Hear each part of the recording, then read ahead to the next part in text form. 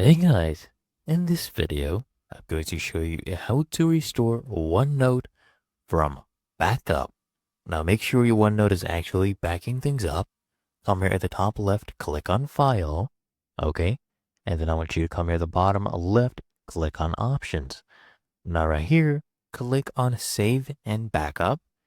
Make sure these two are toggled on. Okay, as you can see, mine actually backs up every 1 minute. So at a 1 minute interval, it does the backup, and this is my backup folder. Okay, so close this for now.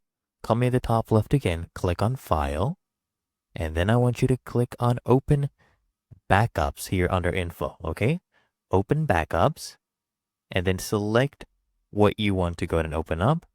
I will open up all of these.